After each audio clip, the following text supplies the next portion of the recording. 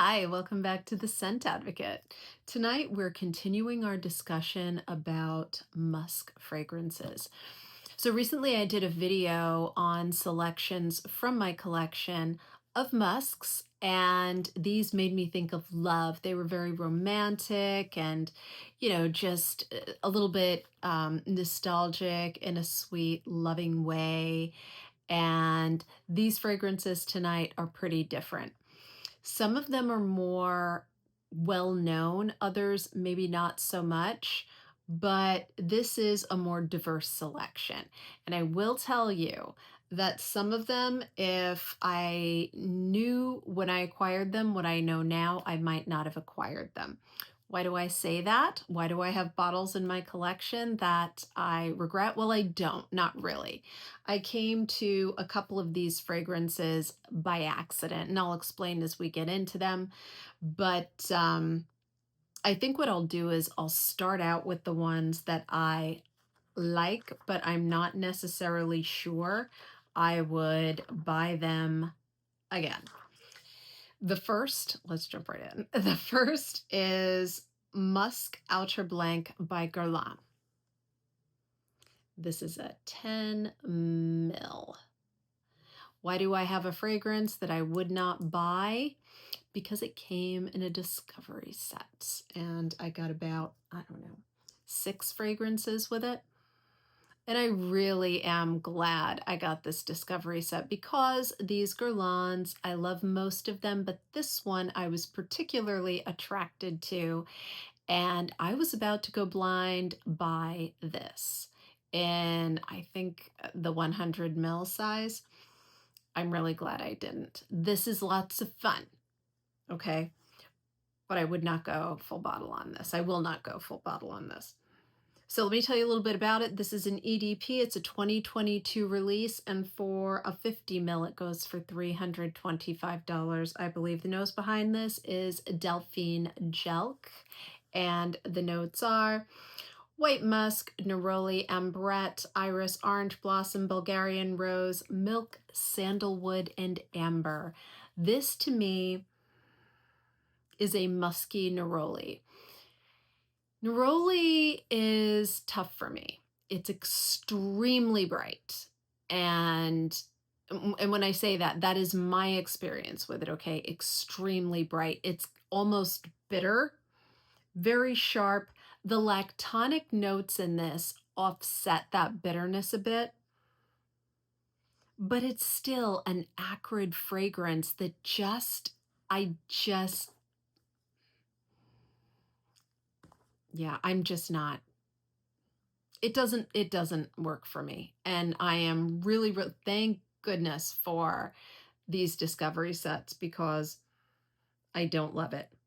I'm very glad I didn't do a blind buy. If you like, if you like a hint of musk and a whole lot of citrus and, maybe a faint hint of a rose in there, then this might be the one for you. I was so excited about it, but I have to just say it's not my jam, not at all. So it's fine. It's just not for me.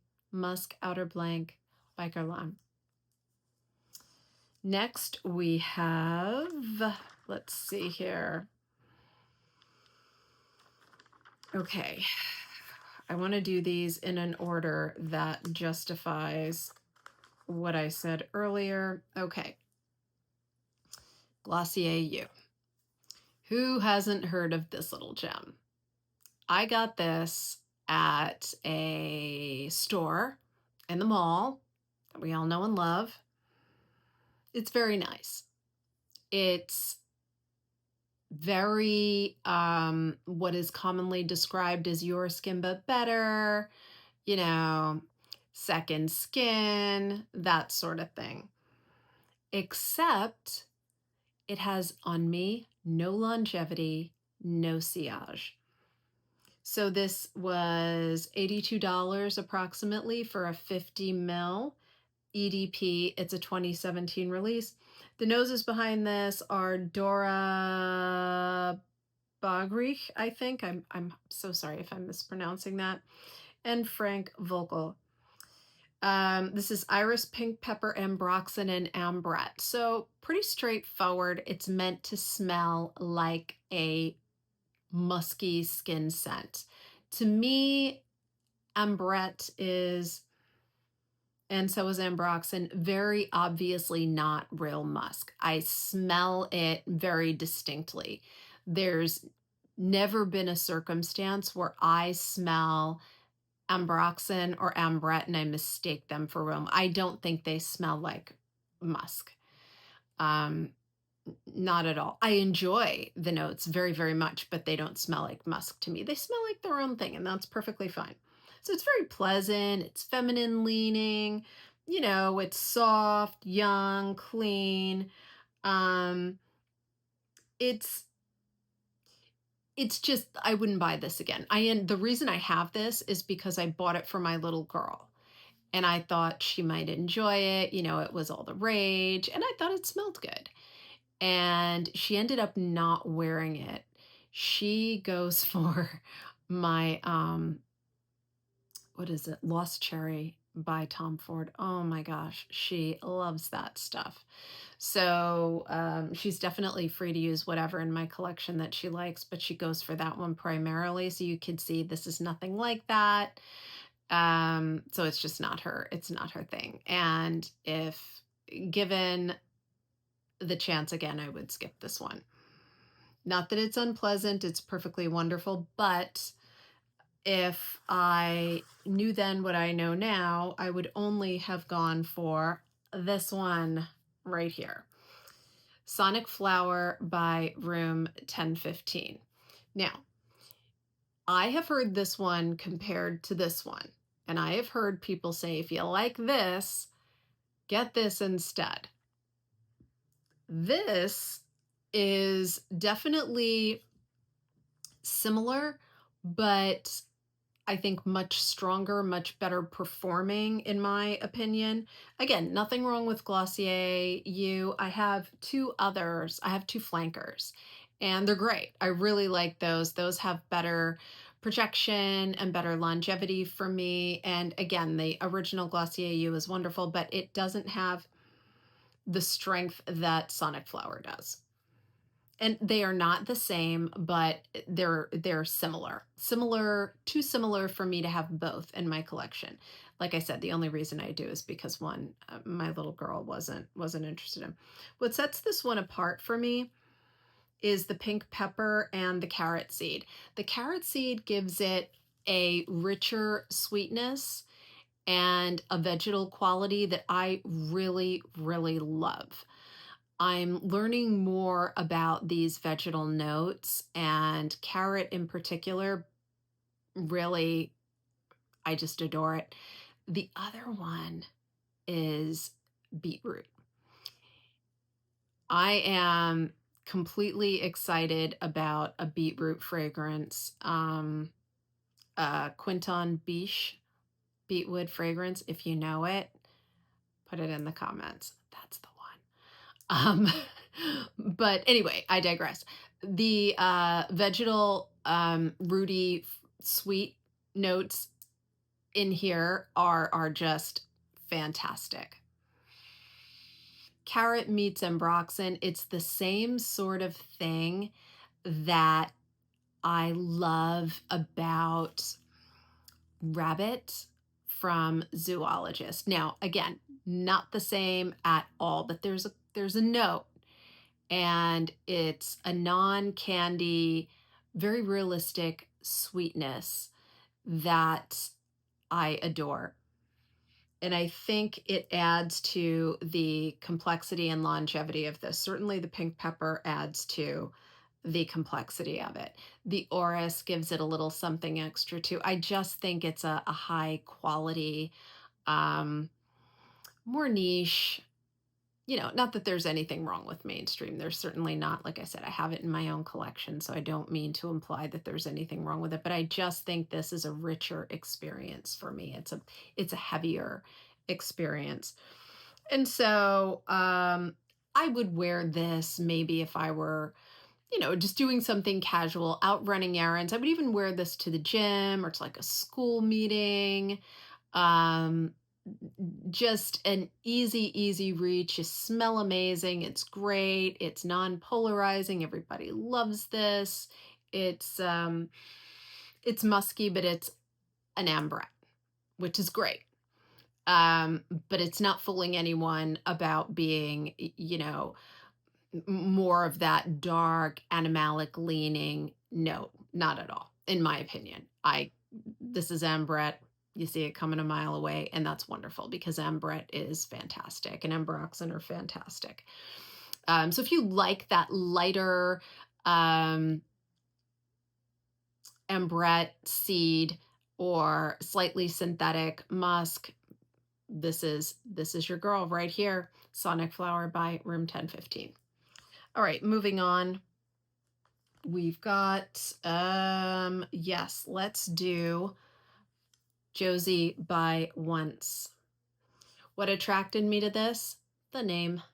My grandmother was Josephine, and she went by Josie, and so that just touches my heart. This is beautiful. I don't love the way it starts out, but the dry down is fantastic. It's not bad. It's just very floral in the opening. And I'm not great with florals. They don't work on me too much. So this is 100 mil. It's an EDP. It's a 2021 release, and I paid about $130 for it, which I think is amazing. This is Musk Mallow, Lily of the Valley, White Musk, Ambergris, and Oak Moss. So Oak Moss, the Lily of the Valley is really up front in the opening. And that's okay. I like Lily of the Valley. It just doesn't smell great on me, but the Oak Moss tempers it and stabilizes it and prevents it from being too flower forward for me. Strong Ambrette seed. It's pretty, it's natural, soft, cozy, fluffy, very sugary. It reminds me of it gives the floral and the musk something of a human accord, right? The musk that runs the risk of smelling contrived like an Ambroxan, the oak moss gives it maybe just the earthiness of it, just a nod in the direction of not animalic, but headed in that general direction. And to me, that makes it more of an authentic musk experience. It's just the accord that you get from this combination of notes. Really beautiful stuff. It makes it smell more authentically personal and realistic to me as a musk. And the nose, by the way, behind this is Olaf Larsen. And I forgot to mention that in this little gem, this is Jerome Epinay. I don't know if you're familiar, but if you know, you know. Amazing perfumer. So this fragrance, I definitely think is worth checking out. I absolutely love it. Just remember that the opening is sharply contrasted with the dry down. Moving on, we've got, let's see. Oh, yes, a favorite. Atelier Dior's Musk Immortel. Of course. You got to love the bottle, right? It's got the little gold flecks in there. Beautiful stuff. I love this. Oh my gosh. So this is 100 ml, 2017 release, EDP, and it goes for about $160. The nose behind it, I'm going to butcher this, so I'm sorry in advance, Marie Salamange, I think. Apologies. This is Iris Clary Sage, Grapefruit Vetiver, Cypriol, Patchouli, Immortel, Ambrette, Musk, and this is a very dry, sophisticated take on musk. It's spicy. That vetiver really comes out.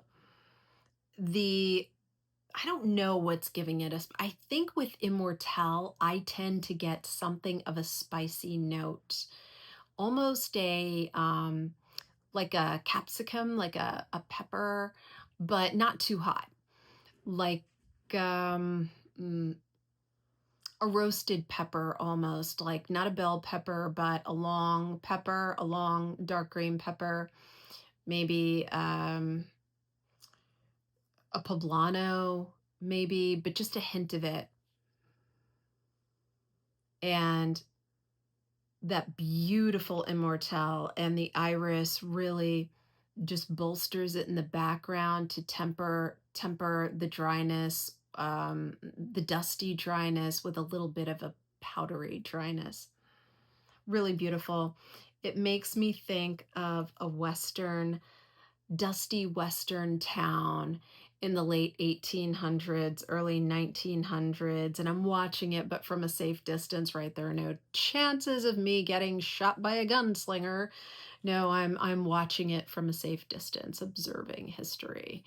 And there are tumbleweeds and cowboy hats and saloons and hitching posts and all that stuff, but this is what I smell when I think of that. Absolutely.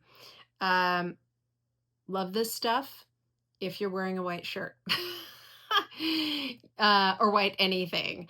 Just know that these gold specks do come out for me on my clothing. And sometimes that's perfectly fine. Other times it may not be. So keep that in mind. Gorgeous stuff.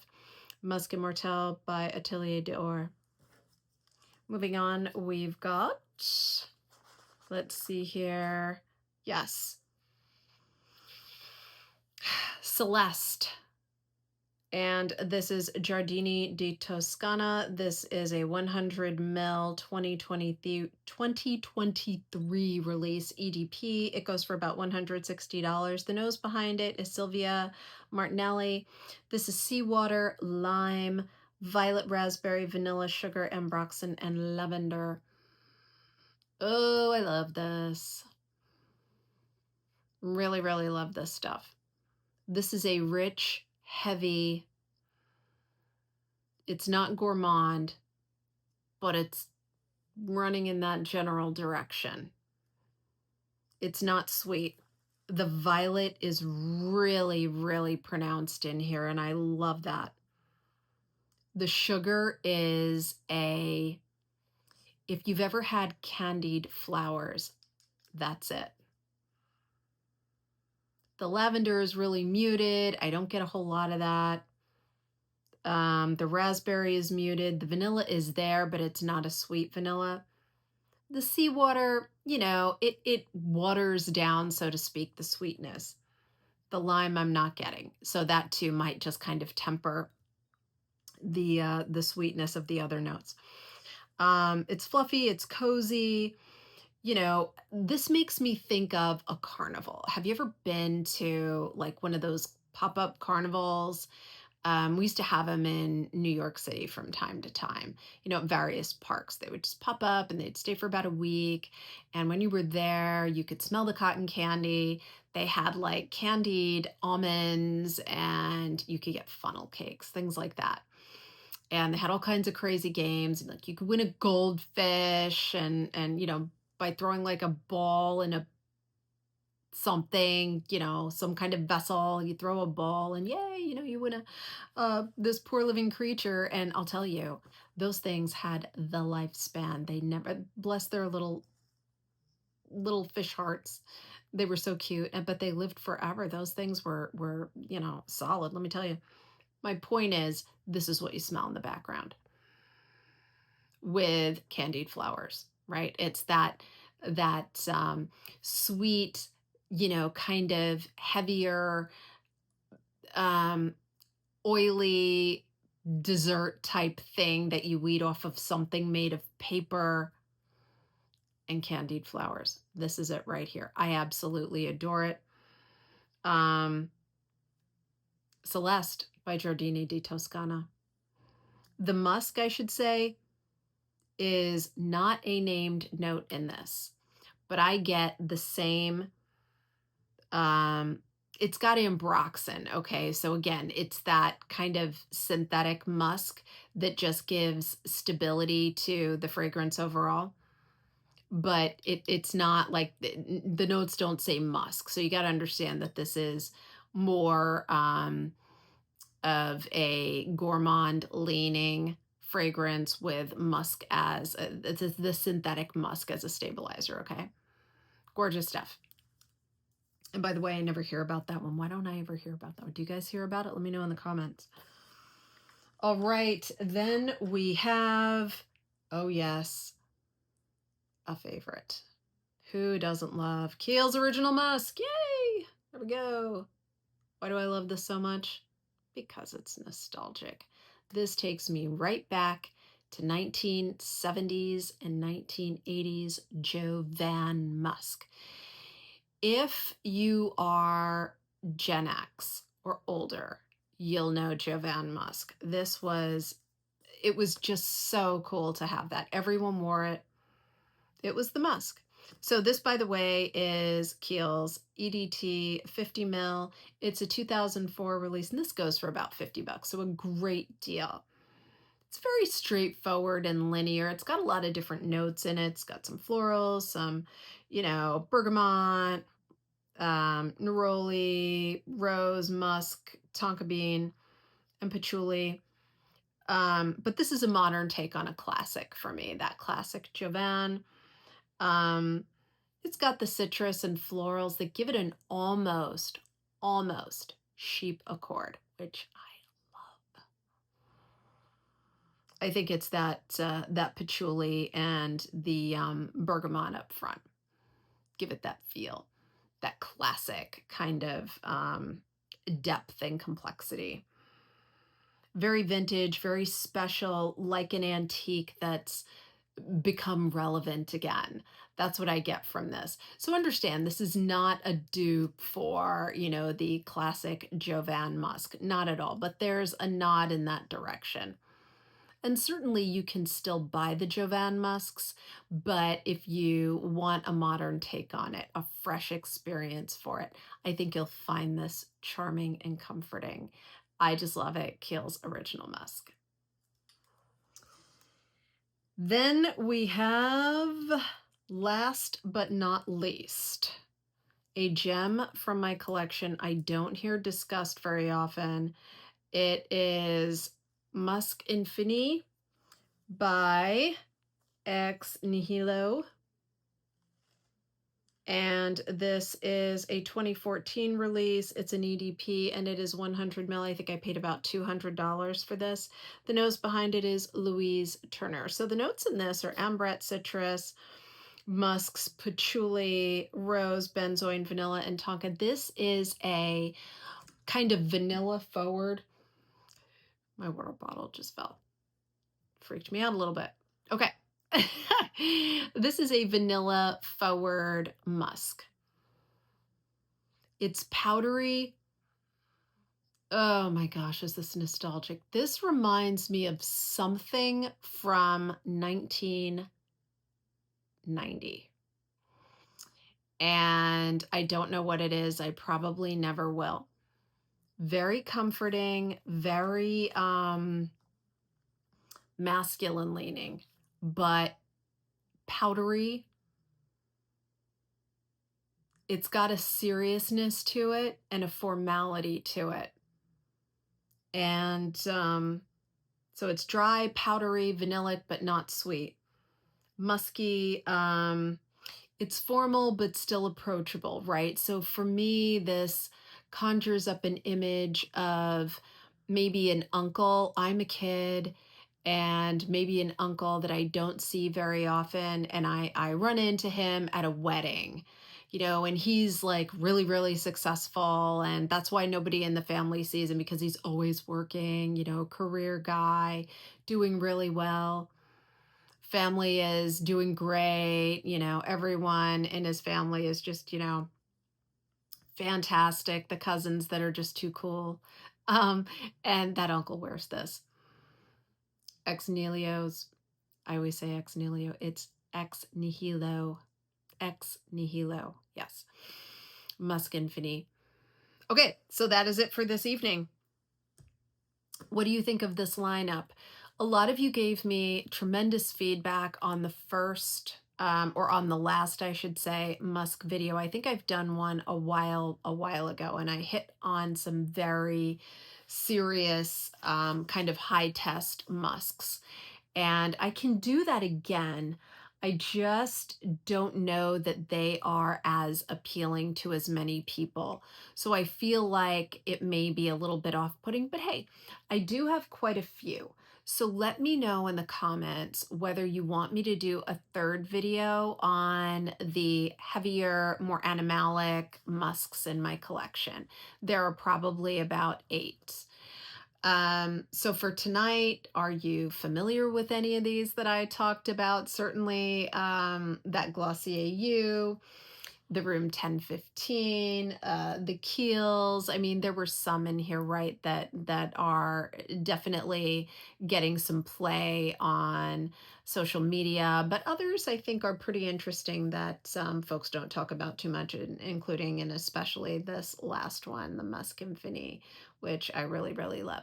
So if you are not yet a subscriber, please consider subscribing and do leave me a comment. I read all of them. I am running a little bit behind on my most recent comments. Just some family stuff going on kept me away, but I've been reading them and I'm going to respond tonight. I guess that's it. So I will see you in the next one. Have a good night. Bye bye.